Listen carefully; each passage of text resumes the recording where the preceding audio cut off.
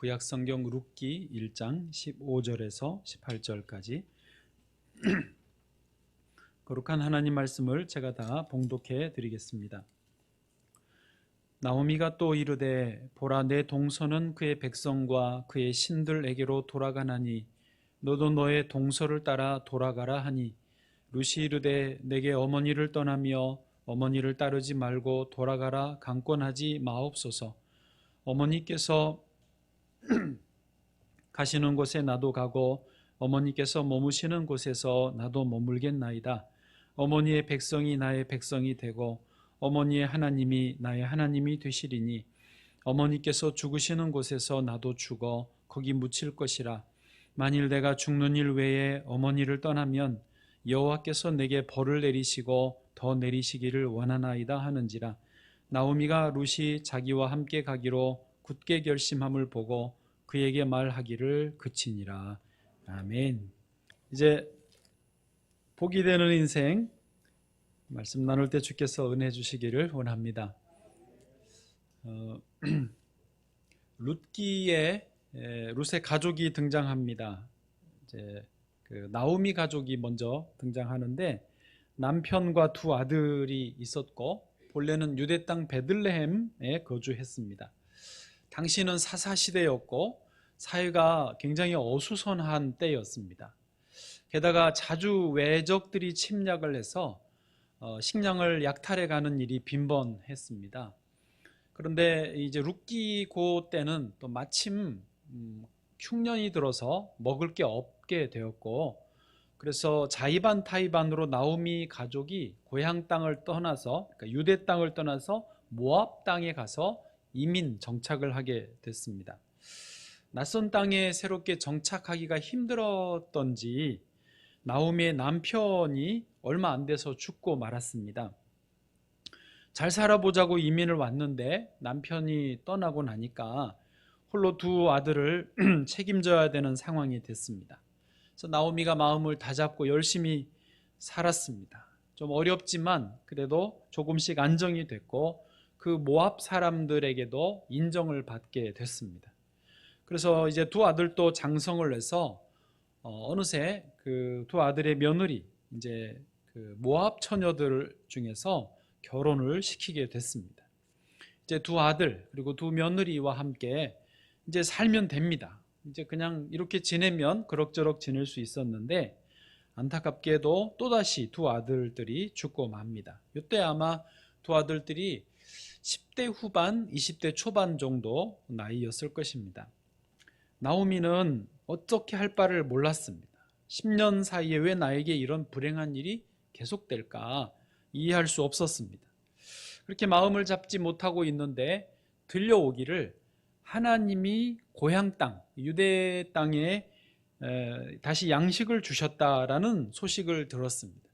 어차피 이 모압 땅에 더 이상 있을 수 없었던 나오미는 두 며느리들을 친정으로 돌아가게 하고 고향으로 돌아가려고 했습니다. 첫째 며느리는 울면서 시어머니와 이별을 하고 돌아갔습니다마는 둘째 며느리였던 룻은 끝까지 어머니를 쫓아가겠다라고 고집을 부립니다. 룻이 하는 말이 16절 17절에 이렇게 나옵니다. 룻이 이르되 내게 어머니를 떠나며 어머니를 따르지 말고 돌아가라 강권하지 마옵소서. 어머니께서 가시는 곳에 나도 가고 어머니께서 머무시는 곳에서 나도 머물겠나이다. 어머니의 백성이 나의 백성이 되고 어머니의 하나님이 나의 하나님이 되시리니. 17절은 같이요. 어머니께서 죽으시는 곳에서 나도 죽어 거기 묻힐 것이라. 만일 내가 죽는 일 외에 어머니를 떠나면 어머니께서 내게 여호와께서 내게 벌을 내리시고 더 내리시기를 원하나이다 하는지라. 아멘. 나오미가 볼 때 룻이 죽어도 어머니를 안 떠나겠다 하니까 한운 수 없이 데리고 고향 땅으로 돌아오게 됐습니다. 나오미가 고향 베들레헴으로 돌아왔을 때 사람들이 깜짝 놀랐습니다. 왜냐하면 너무 어렵게 됐거든요. 그래서 사람들이 뭐라고 말했냐면 이가 나오미냐라고 말했어요. 이가 나오미냐? 아이러니하게도 나오미라는 이름의 뜻은 희락, 기쁨입니다. 이가 그 희락, 기쁨이냐? 지금 너무 안 돼 있는 거죠. 나오미도 잘 알죠. 그래서 나오미가 이렇게 대답합니다. 룻기 1장 20절에 보면 오늘 본문 뒤에 나옵니다. 나오미가 그들에게 이르되 나를 나오미라 부르지 말고 나를 마라라 부르라. 예, 괴로움이라는 뜻이에요. 마라의 쓴물 기억하시죠? 예, 괴로움이란 뜻이에요. 나는 이제 더 이상 희락, 기쁨이라 부르지 말고 괴로움이라고 불러라. 뒤에 이는 전능자가 나를 심히 괴롭게 하셨음이니라. 예, 이렇게 마라의 인생처럼 된 나오미에게 이제 뒤에 보면 하나님께서 은혜를 베풀어 주십니다. 자, 오늘 그래서 그 구원 혹은 복의 관점으로 이 내용을 좀 다시 살펴보려고 합니다. 첫 번째로 우리 성경에서 기독교에서 구원이란 무엇이냐, 요거를 좀 룻기를 중심으로 살펴보시면 좋겠고, 성경 전체에도 맥락입니다.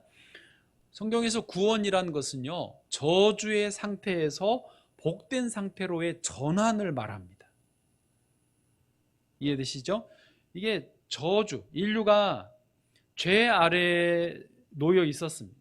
죄로 인해서 저주 아래에 놓여 있었어요. 저주의 영향을 계속 받아요. 저주의 비, 저주의 눈을 받고 살았어요. 그렇게 고통당하고 있었는데 하나님께서 아들 예수 그리스도를 보내셔서 십자가에 달려 우리의 이 저주의 원인이 되는 죄를 담당케 하신 거죠. 그래서 이제 예수님의 십자가의 은혜를 힘입어서 우리가 이 저주의 상태에서 복된 상태로 전환된 거예요. 그게 구원이라는 것이죠. 이제는 저주의 구름이 아니라 복의 구름을 받고 있는 것입니다. 때문에 구원받은 인생은 자연스럽게 저주가 떠나가는 것입니다. 할렐루야. 그리고 대신 복이 찾아와요. 왜? 복의 상태로 들어갔기 때문에 이 전환이 이루어진 거예요. 창세기가 총 50장까지 있는데요. 앞에 1장부터 11장까지에서 보면 복이라는 단어는 거의 안 나오고 대신에 저주가 5번이나 연이어서 나옵니다. 첫 번째가 누가 저주를 받느냐? 뱀이 저주를 받아요. 왜? 뱀이 인간들에게 저주의 원인이 되는 죄를 제공했기 때문에 하나님이 뱀을 저주하세요. 평생 땅을 기어다니고 뭐 이런 저주의 내용이 있죠. 두 번째 저주는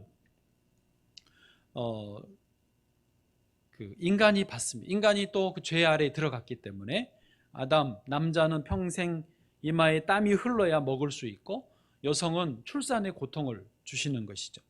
세 번째 저주는 자연에게 내립니다. 가시와 엉겅퀴가 나온다. 네 번째 저주는 이제 살인한 가인에게 하나님이 가인은 땅에서 저주를 받고라고 하십니다. 마지막에 저주는 노아가 함에게 하는 그런 저주가 있었습니다. 어쨌든 앞에 창세기에는 저주가 연이어 5번이 쭉 나오는데 12장부터는 그 저주의 고리가 끊어지고 복의 고리가 이어집니다.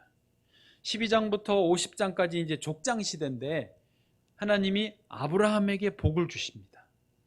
그 복을 또 이삭에게 주시고 그 다음엔 누구에게? 야곱에게 주시고 요셉에게 주시고 그래서 복의 고리가 이어지게 하시는 것입니다. 저와 여러분에게도 예수 그리스도 안에서 구원을 통해 저주된 상태에서 복된 상태로 전환이 된 줄 믿습니다. 그리고 이 복의 고리가 아브라함, 이삭, 야곱, 요셉으로 이어지듯이 우리의 후손들에게, 우리의 다음 세대에게 이어지기를 축복합니다. 그러면 두 번째로 이제 구원과 복을 연결해서 제가 말씀을 드리는 건데 복은 뭐냐? 성경에서 복은 뭐냐? 복이라는 것은 지금 써 있는 대로 복을 받고 복을 전달하는 것입니다. 그러니까 두 측면이 있어요. 복을 받고 복을 전달하는 것. 우리 성경에서 말씀하시는 복은요, 세상이 생각하는 그런 복하고는 조금 다릅니다. 세상은 더 많은 것을 소유하는 것, 더 높은 자리에 올라가는 것, 뭐 사업이 성공한 것, 그것만을 복이라고 말하지만 나만 잘 먹고 내가 명예를 누리고 내가 잘 되는 것을 말하지만 성경에서 말하는 복은요, 그걸 내가 복도 받지만 나누는 것까지를 반드시 포함합니다. 근데 세상도 요즘에 보면 이거를 아주 이 초기 발달해서요 금방 알아요. 세상은 이 빠른 분들은요 세상에서도 이제 인정받는 복이 뭔 줄을 아는 거예요. 예를 들어서 얼마 전에 이건희 삼성 회장님의 유족들이 미술품과 그 문화재 약 1조 원어치를 국가에 기부했지 않습니까? 그것만 아니라 또 따로 사재 1조 원을 따로 출연을 해가지고 그 감염병 전문 병원을 설립하고 소아암, 희귀질환, 어린이들을 위한 그런 그 질병 지원을 하기로 했습니다. 그걸 보고 이 사람들이 뭐 그래도 잘했다. 대체로 평가가 괜찮지 않습니까? 그러니까 삼성이 돈이 참 보통 많은 게 아니겠지만은 가지고 있으면 욕만 먹는 것을 아는 거예요. 예. 금방 아는 거예요. 그래서 하여튼 내놓을 수 있는 거는 내놓으려고 내놓으면 흉내라도 내려고 애를 쓰시는 흉내가 2조 원. 네. 네, 하여튼 대단한 거죠. 그게 지금 세상도 안다는 그 말이에요. 하나님의 복이 이거예요. 미국의 이번에 제93회 아카데미상 여우조연상을 받은 윤여정 씨, 우리 참 너무 좋은 소식인데 윤여정 씨에게 세계적인 의류 브랜드 회사에서 옷을 250벌을 지원하겠다고 했대요. 그런데 그거를 거절했어요. 그거 한 벌이 얼마나 비싸겠어요. 세계적인 브랜드니까. 그냥 시장에서 몇 천 원, 몇만 원에 살 수 있는 게 아니거든요. 그리고 각종 보석도 협찬하겠다는 것도 다 거절했어요. 아카데미 상 정도면 그 나올 배우분들에게 그 옷이나 이런 헤어스타일, 이런 보석류 코디하는 세계적인 디자이너가 다 붙는데요. 근데 담당했던 디자이너가 계속 소통을 했는데 자기는 다 싫다고 그러셨대요. 그러면서 이렇게 말했대요. 윤여정 씨가 나는 눈에 띄지 않아도 된다. 큰 보석과 흉내를 목소리 흉내 큰 보석과 과도하게 화려한 옷이 난 필요하지 않나. 잘 안 돼. 하여튼 그런 게 필요 없다고 자기는 안 튀어도 괜찮고 수수해도 괜찮다고 편하고 자유로운 게 좋다고 그러면서 제가 기억하기로 원피스 같은 거 하나 심플하게 그리고 잠바 같은 거 하나 이렇게 입고 인터뷰하시고 그냥 그렇게 반지도 하나 했는데 그냥 가벼운 거 끼셨어요. 그런데 세계가 이 소식을 듣고 다 좋아하는 거예요. 네, 매체고 유명 디자이너고 서구 사람들이 특히 더 윤여정은 수수하고 자연스럽고 품위가 있고 여유가 있고 그러면서 유머가 있는 한국의 할머니 배우다. 그 한국의 할머니 배우에게 푹 빠졌다는 거예요. 그러니까 자기들은 막 이렇게 하여튼 포장하고 위장하고 변장 환장까지 하는데 막 이런 거 하잖아요. 이런 거 뭐 몇 개 하잖아요. 손목부터 엄지 새끼까지 이렇게 하면서 막 이렇게 하지만 윤여정은 그런 게 없으니까 자기들도 그게 좋은 거예요. 여러분 다시 말하지만 세상이 진짜 복이 뭔지 오히려 더 빠르게 이해하고 적응해 가고 있어요. 그런데 성경이 원래 그 복을 말씀하시고 있는 거예요. 잠깐만 설명을 드려보면 성경에서 복은 히브리어로 브라카입니다. 한번 해보세요. 브라카. 뭐 완벽한 발음은 아니지만 하여튼 히브리어를 하고 있습니다. 브라카를 번역하면 하나의 복 자체, 또 우리식으로 표현해서 복덩어리, 복덩이 그 뜻입니다. 창세기 12장 2절 내가 너로 큰 민족을 이루고 내게 복을 주어 내 이름을 창대하게 하리니 너는 복이 될지라. 아멘. 그 너는 복이 될지라. 그 복이 브라카예요. 그러니까 우리식으로 번역을 하면 너는 복덩이가 될지라. 하나님이 아브라함에게 그렇게 축복을 해주시는 거예요. 우리도 가끔 그런 말 하시죠. 제가 복덩이야. 제가 우리 집에 복덩이로 들어와서 제가 들어와 우리 회사에 복덩이야. 이런 말 하시죠. 그 말에는 두 의미가 동시에 들어있습니다. 즉 제가 복덩이야 그럴 때는 그 사람이 복이 있다라는 그 사람이 복을 받는다라는 뜻이 있고 또 하나는 그 사람 때문에 우리도 같이 복을 받는다라는 뜻이에요. 아브라함에게도 하나님이 그런 의미로 브라카, 복덩이라고 하신 거예요. 하나님이 아브라함에게 복을 쏟아 부어 주셨어요. 성경의 신명기 28장 보면요, 너가 들어와도 복을 받고 나가도 복을 받고, 떡반죽 그릇이 복을 받고 장독대가 복을 받고. 아멘. 동시에 그 사람 때문에, 아브라함 때문에 모든 족속이 복을 받는다고 하셨어요. 마치 요셉 때문에 보디발의 집이 복을 받았던 것처럼. 그렇게 이 두 측면이, 복동이다 그 뜻은, 브라카 뜻은 내가 복을 받고 나 때문에 주변 사람들이 같이 받는 거예요. 그래서 복을 움켜쥐는 것만이 아니라 마치 복의 유통업자처럼 계속 흘려보내는 거예요. 창세기 12장 3절을 마저 보시죠. 3절 같이 읽습니다. 시작. 너를 축복하는 자에게는 내가 복을 내리고 너를 저주하는 자에게는 내가 저주하리니 땅의 모든 족속이 너로 말미암아 복을 얻을 것이라 하신지라. 아멘. 복덩이니까 어떻게 말릴 수가 없어요. 누군가 그 사람에게 같이 축복을 하면, 복덩이를 축복하면 자기도 복을 받고, 실수로 복덩이인데 저주를 하면 그 저주는 복덩이에게 안 와요. 저주한 사람에게로 되돌아가는 거예요. 판사 이런 거지. 그리고 마저 나오죠. 땅의 모든 족속이 너로 말미암아, 복덩이 너로 말미암아 다른 족속들도 복을 받을 것이다. 우리가요, 종교의 역사를 쭉 살펴보면 진짜 아브라함 때문에 수많은 족속들이 복을 받았습니다.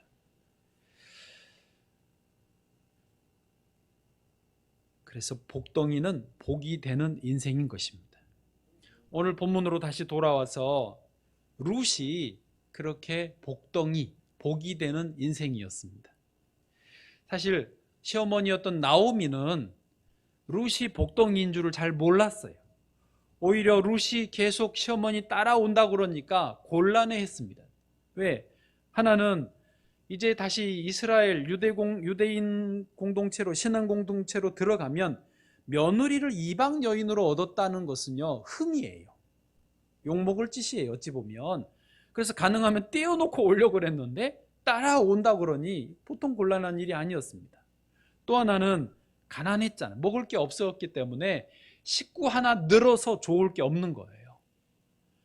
고향 땅 들어가서 친척들에게 어떻게 좀 붙어서 얻어먹고 살아야 될 처지인데 식구 하나 더 데리고 오면, 그것도 이방 여인 데리고 오면 누가 좋아하겠어요. 그래서 떼놓으려고 했는데 룻이 너무 쫓아온다 그러니까 할 수 없이 데려온 거예요. 그런데 그 룻이 복덩이였다니까요. 룻이 복덩이였다는 게 두 가지로 아까 말했죠. 복이 된다는 것은 두 가지. 하나는 룻이 하는 일이 잘 되는 거예요. 처음에 하는 일은 이삭을 줍는 일이었는데 이삭 주우러 나가면 잘해야 요만큼 주우면 잘하는 거지만 하루에 가서 이만큼씩 주워오는 거예요. 왜 이렇게 많이 주워왔니? 그러면 모르겠어요. 사람들이 제 앞에 이삭을 막 던져줘요. 막 여기서 줍고 다른 밭에는 가지 말라고 그랬어요. 그러면서 해요. 근데 성경에 뭐라고 나와 있는지 아세요? 룻기 잘 보시면 룻이 우연이라고 분명히 나와 있어요. 우연히 보아스의 밭에 들어갔다고. 그 우연은요, 세상이 우연이지 하나님의 섭리거든요. 하나님이 룻에게 복을 주시려고 보아스의 밭으로 가게 하신 거예요. 우연처럼. 그러다가 결국은 룻이 복을 받아서 보아스와 결혼합니다. 성경에 보아스는 유력한 자라고 되어 있는데 우리 식으로 표현하면 부자라는 뜻이에요. 부자하고 결혼한 거예요. 어쨌든 그래서 룻이 자기가 복을 받았습니다. 그러더니 룻을 통해서 나오미가 그 복을 같이 받는 거예요. 아까 나오미가 원래는 이가 나오미냐 히라, 기쁨이란 뜻이었지만 나를 말하라 하라, 너무 불쌍하고 저주 아래 있었던 것 같으니까 말하라고 부르라고 했지만 룻 때문에 다시 나오미가 나오미 됩니다. 할렐루야. 이제 보아스와 룻 사이에서 아들이 태어납니다. 그 아이 이름이 오벳이고 다윗의 할아버지가 되죠. 그러면서 그 나온 아들 때문에 이제 여인들이 나오미를 막 칭찬하고 나오미하고 친하기 원하고 나오미 옆에 붙어요. 이렇게 4장 14절 여인들이 나오미에게 이르되 찬송할지로다 여호와께서 오늘 내게 기업 물을 자가 없게 하지 아니하셨도다. 없게 할 뻔했거든요. 없게 하지 아니하셨도다. 이 아이의 이름이 이스라엘 중에 유명하게 되기를 원하노라. 아멘. 저와 여러분과 특별히 사랑하는 우리 자녀들, 다음 세대 어린이들이 복이 되는 인생, 복덩이 되기를 축복합니다. 또 우리 자녀들이 어디를 가든지 무엇을 하든지 먼저 그들이 하나님 앞에 복을 받은 인생 되기를 축복합니다. 또 나아가 그들로 인해서, 우리 자녀들로 인해서 그들의 주변 세대가, 또 그들의 다음 세대가 복을 받는 은혜가 있기를 축복합니다. 이게 진정한 하나님의 복이에요. 하나만 더 좀 설명을 드리기 원하는데, 이제 구원과 복을 연결해서 이해하실 수 있을 텐데, 기독교의 구원관에는 네 측면이 있습니다. 뭐 들어두시면 도움이 되실 거예요. 구원관, 첫 번째 내세의 구원입니다. 그러니까 죽은 다음에 천국 가는 거, 그거잖아요. 그러니까 쉽게 지하철에서 예수 천당 불신 지옥, 옛날부터 해오던 전도 방식이었는데, 이 말의 의미가 뭐죠? 예수를 믿으면 죽어서 천국 갈 것이고, 예수를 안 믿으면 죽어서 지옥 간다, 요거잖아요. 그러니까 내세의 구원을 보장하는, 그걸 확인하는 게 내세 구원관이에요. 이게 이제 지금도 당연히 이게 있죠. 그렇지만 우리나라 역사에서 내세의 구원관이 강조되고 사람들에게 더 강하게 강렬하게 다가왔던 때는 1920년대, 30년대, 40년대, 50년대 우리나라 역사가 아주 어려운 때였어요. 현세가 너무 어려우니까, 그 일본 제국주의 밑에서 또 한국 전쟁 밑에서 다 파괴되고 다 없고 뭐 먹을 것도 없고 너무 힘드니까 예수 믿고 죽어서라도 천국 가면 좋겠다. 그래서 사람들이 다 예수 천당을 받아들였어요. 그게 이제 그때 강렬했던 때고, 현세의 구원은요, 이제 죽어서 천국 가는 것도 감사하고 당연히 아멘이지만 이 땅에 사는 동안에도 복을 누리면 좋겠다. 그것을 현세의 구원이라고 말합니다. 이것도 성경적이에요. 예수 믿으면 범사가 잘 되고 몸이 건강하고 하는 일이 형통하잖아요. 요한 3서 2절에 보면 내 영혼이 잘 되고 범사가 잘 되고 내가 강건하기를 내가 간구하노라 하잖아요. 실제로 예수님도 성령이 임하시면 하나님 나라가 이미 너희에게 임하였다. 복음의 천국의 현재성을 강조하셨거든요. 그래서 이제 지금 우리는 내세의 구원관과 더해서 현세의 구원관을 같이 대체로 수용 잘하고 있습니다. 그런데 이제 세 번째로 가보면 이 세 번째, 네 번째는 또 짝을 이루는데요. 개인적 구원입니다. 그러니까 한 개인이 예수님을 믿어서 현세에도 복을 받고 내세에도 천국 가는 이 두 가지를 다 받아들이는 거예요. 개인적으로. 그리고 전도할 때도 한 사람, 한 영혼을 집중해서 전도해요. 그래서 한 사람 영혼이 중요하다. 그 영혼을 살려야 그가 하나님 백성 돼서 이 땅에서도 내세에서 구원을 얻는다. 요거를 강조하는 거죠. 이제 요게 좀 가다 보니까 교회가 요즘에 사회적으로 조금 좀 비난을 받는 이유가 됐어요. 이게 전혀 틀린 건 아니에요. 그렇지만 우리끼리 다 현세 내세에 복 받는 거니까 자꾸 우리끼리만 하다 보니까 이게 사회에서 볼 때는 왜 자기들끼리만 저러나 한 거예요. 그래서 네 번째 나왔다기보다 원래 있었던 게 사회적 구원이죠. 좋게 표현하면, 이해하시기 쉽게 표현하면 교회 때문에 또 복이 되는 우리 그리스도인들 때문에 우리 주변이 같이 잘 되는 거예요. 교회 때문에 지역사회가 잘 되고 교회 때문에 나라가 잘 되고 교회가 있는 나라 때문에 다른 나라들이 복을 받는, 이거를 말하는 거예요. 아예 이 사회적 구원을 체계적으로 접근하는 그리스도인들도 많습니다. 이제 신앙적으로는 조금 진보적인 그룹에서는, 교단으로 치면은 기장이라고 하는 기독교 장로교 같은 그런 교단은 이 사회적 구원에 더 체계적으로 접근합니다. 그래서 어떤 그 국가의 법률이나 규칙이나 이런 것들이 가난한 사람, 어려운 사람에게 힘들게 되어 있으면 그 법을 개정하는 운동을 해요. 그리스도인들이. 또 기후 문제, 환경 문제를 또 체계적으로 접근하자. 그래서 적극적으로 기후 환경 정책을 바꿔야 된다. 이런 접근을 하는 거죠. 그게 사회적 구원이거든요. 이제 우리 일반 그런 진보적인 그룹이 아닌 교단들도 교회들이 너무 개인적 구원에 치중해 있으면서 비난을 받는 거를 이제 안 거죠. 비난 받아본, 욕 먹어보니까 아, 이게 우리끼리만 너무 그랬구나 알면서 구원관을 더 넓게 하고 복에 대한 개념을 더 넓게 하면서 우리 같이 다른 사람들도 배려하고 어쨌든 내게 주신 복을 계속 흘려보내려고 하는 그런 운동들이 요즘에 이제 있게 됐습니다. 분명히 말씀드리지만 성경에는 이 네 가지가 다 있고요. 네 가지가 다 포함되어야 좀 온전한 의미에서의 구원관이고 온전한 의미에서의 복입니다. 저 여러분에게 이 모두가 있기를 축복합니다. 자, 그러면 이제 마지막으로 어떻게 해야 우리가 이런 복을 얻고 누릴 수 있을까요?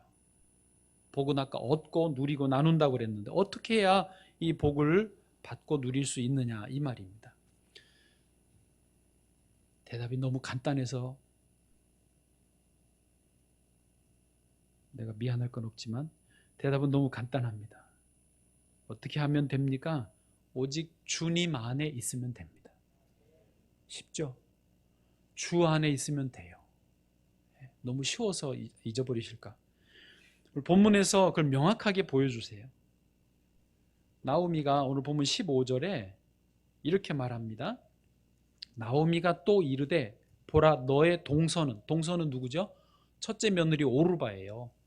너의 동서는 그의 백성과 그의 신들에게로 돌아가나니 라고 말합니다.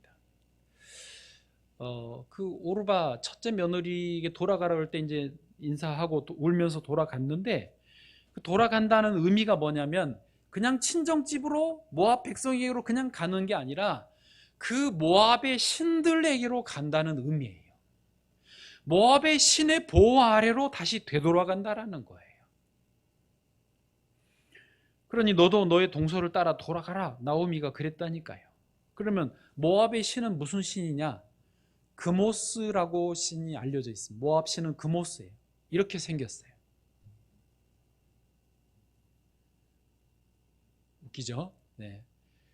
자, 저렇게 생긴 그모스의 신, 모압 백성이 섬기는 저 그모스의 보호 아래로 돌아가라는 거예요.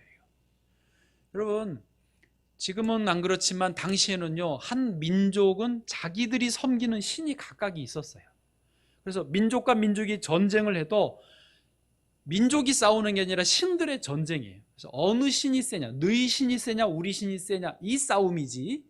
그게 분명하거든요. 그래서 모압 백성에게로 돌아간다는 것은 자기 신에게로 가는 거예요. 그러니까 나오미가 분명히 그걸 표현한 그의 신들에게로 돌아갔다. 너도 그래라. 지금 나오미가 그런 거예요. 그런데 룻은 복덩이였어요. 자기는 싫다는 거예요. 그모스의 보호 아래로 가기 싫다.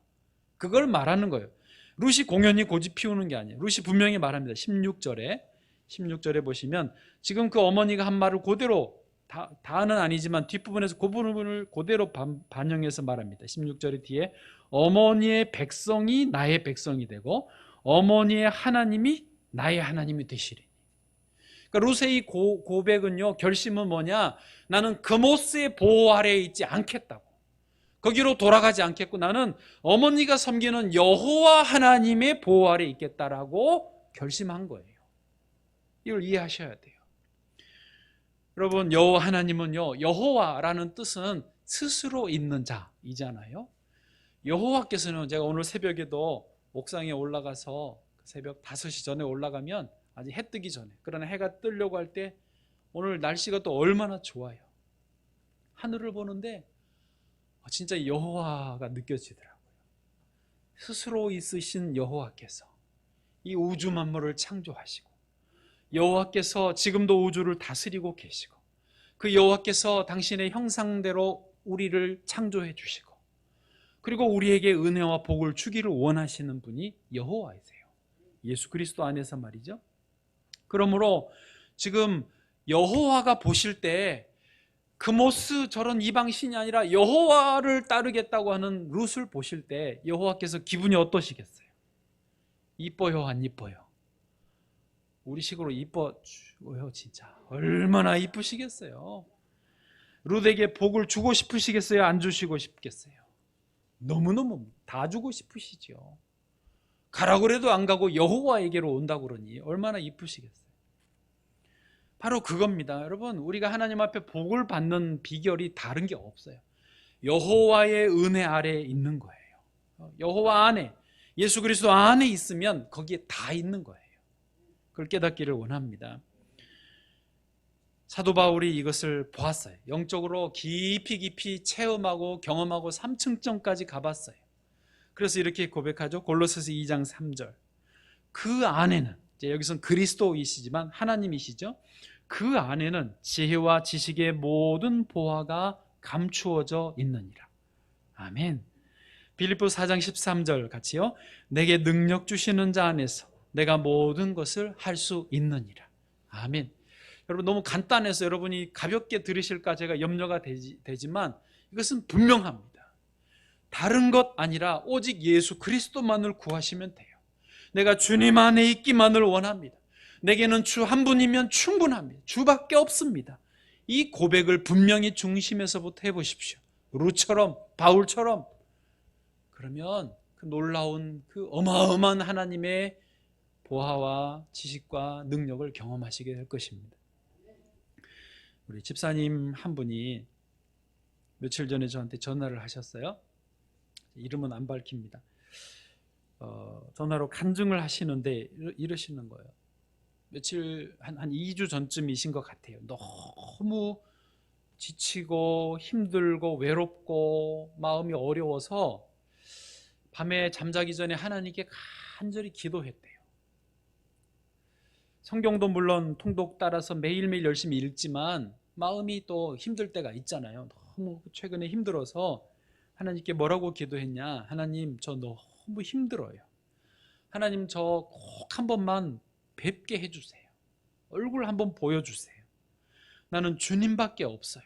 그러면서 눈물, 콧물 흘리면서 이불에 다 적셨다고 합니다. 그러다가 잠들었대요. 그런데 그날 밤에 꿈에 제가 이러고 나타나더랍니다. 저는 안 갔어요. 네.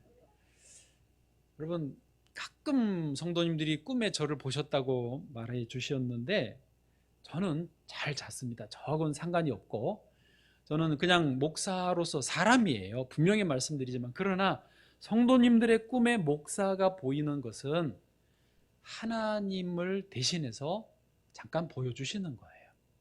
예. 이해하셨어요? 저하고는 상관없고 하나님이 그냥 저를 잠깐 쓰시는 거예요. 저의 모습을. 그냥 아무 말도 안 하고 그날 그 밤에 저만 이렇게 아주 점잖게 서 있다가 끝났대요. 저하고는 상관없어요. 그리고 며칠 뒤에 하얀 옷을 입으신 남자분이 또 꿈에 보여지시더래요. 집사님 말씀은 꼭 앙드레 김처럼 옷을 입었다고. 앙드레 김 아시죠? 지금 돌아가셨는데 김봉남 씨예요. 본명이. 근데 어쨌든 그렇게 옷을 하얗게 입고 있는 분이 보여졌다라고 말하셨어요. 근데 놀라운 것은 그렇게 꿈을 2번 이어서 꾸고 남부터는 요 며칠 상간인데 일이 너무너무 잘 된대요.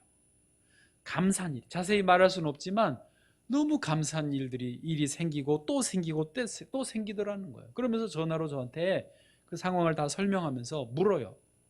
목사님, 그 흰옷 입고 보여지신 분이 누구실까요? 제가 고민도 안 하고 대답했죠. 주님이시죠. 네. 왜? 첫째는 집사님이 너무 힘들어서 하나님 얼굴 좀 보여주세요. 하나님 한번 뵙게 해주세요. 기도했고, 둘째, 감사한 일들이 많이 생기고 복을 주시고, 셋째, 이제 제가 방금 말에 못했지만 집사님 마음이 너무 평안하대요. 너무 감사하고 기쁘고 진짜 말 그대로 구름 위를 걷는 것 같은 느낌이라는 거예요. 그러면 주님 아니고 누구시겠어요? 주님이십니다. 여러분, 제가 이 말을 여러분 이해하셔야 됩니다. 신앙생활에 여러 다른 거 복잡한 거 너무 생각하지 마세요. 정말 내게는 주님 한 분밖에 없습니다. 주님만을 사모하고 주님께 모든 걸 의지하시고 맡기면 감당 못할, 정말 체험하지 못하셨던 혹은 체험하실 수도 있는 그런 은혜, 그런 감동, 또 실질적인 은혜와 복을 주시는 것입니다. 아멘. 제가 보장합니다. 제가 보장해요. 하나님이 그러신 분이니까요. 주님은 우리에게 지혜를 주십니다. 주님이 함께 하시면 두려움이 없게 하십니다. 한없는 긍정을 주시고 불가능이 없다라고 느껴지게 만들어 주십니다. 나를 사랑하시고 어떤 일에도 나를 지지해 주시고 내가 한없이 의지할 때마다 필요를 다 채워주시는 분이 우리 주님이십니다. 다윗도 이것을 경험했어요. 시편 18편 나의 힘이신 여호와여 내가 주를 사랑하나이다. 다윗에게는 주님밖에 없었거든요. 주님만 의지하고 살았어요. 주님은 여호와는 나의 방패시요 반석이시요 피할 바위시요 나의 힘이시요 능력이시요 나의 전부이십니다라고 다윗이 고백합니다. 그래서 그냥 하는 말이 아니에요. 그냥 시편의 노랫말 생각해서 쓴 게 아니에요. 자기의 간증이고 체험인 거예요. 찬송가 370장 우리 할머니 권사님들이 부르시는 할머니 버전. 주 안에 있는 나에게 딴 근심이 있으랴 십자가 밑에 나가 내 짐을 풀었네. 같이요. 주님을 찬송하면서 할렐루야 할렐루야 내 앞길 멀고 험해도 나 주님만 따라가리. 저는 아무리 해도 할머니 버전으로는 안 불러지는 것 같아요. 총각 버전이야. 여러분, 우리가 다음 세대 어린이들을 인재로 길러야 합니다. 어떻게 해야 인재로 길러낼 수 있을까요? 여러 가지 다른 재능, 공부 다 좋지만 주님 안에 있도록 해야 됩니다. 할렐루야. 하나님의 구원, 하나님의 복이 저들에게 임하게 해야 됩니다. 그러면 룻에게 복을 주신 것처럼 아브라함, 이삭, 야곱, 요셉에게 복을 주신 것처럼 우리 다음 세대 어린이들에게 하나님이 복을 주실 줄로 믿습니다. 잠언 1장 7절, 8절, 9절 여호와를 경외하는 것이 지식의 근본이거늘 미련한 자는 지혜와 훈계를 멸시하느니라. 내 아들아 내 아비의 훈계를 들으며 내 어미의 법을 떠나지 말라. 9절같이요 이는 내 머리에 아름다운 관이요 내 목에 금사슬이니라. 아멘. 여러분, 가정에서요 자녀들을 주 안에서 기르셔야 됩니다. 일부의 그 가족 찬양, 이준영 간사님 가정이 찬양을 했어요. 엄마하고 아빠가 소파에 앉아가지고 이렇게 어깨를 흔들면서 찬양을 하고, 아이 로이는 이제 걔가 한 2살 됐나요? 막 장난감 가지고 장난하고 소음 내지만 거기서 왔다 갔다 하지만 계속 찬양하는데 그게 딱 그 모습이에요. 주 안에서 아이가 놀게 하고 자라게 하는 거예요. 아이가 그냥 찬양 안 부르고 왔다 갔다 하지만 아이는 지금 주 안에서 자라고 있는 거예요. 주 안에서 하나님이 주신 복을 받고 있는 거예요. 또 그 순간도 지금 애가 가장 행복한 순간 아닙니까? 네. 전혀 방해가 되지 않고 자연스러운 천국이에요. 가정에서 할 수 있으면 가정 예배를 드리고, 할 수 있으면 찬송을 부르고, 주의 이름을 부르고, 주님 안에 가정이 있으면 자녀들은 또 서로 모든 가족 식구들은 그 복 안에 있는 줄로 믿습니다. 교회 안에서 기르면 되는 것입니다. 교회 공동체, 신앙 공동체 안에서 이 복을 받게 하고 더 나아가서 이제 이 복이 온 세계로 흘러가게 하는 것이죠. 그러면 하나님께서 기뻐하신 하나님 나라가 이루어질 줄 믿습니다.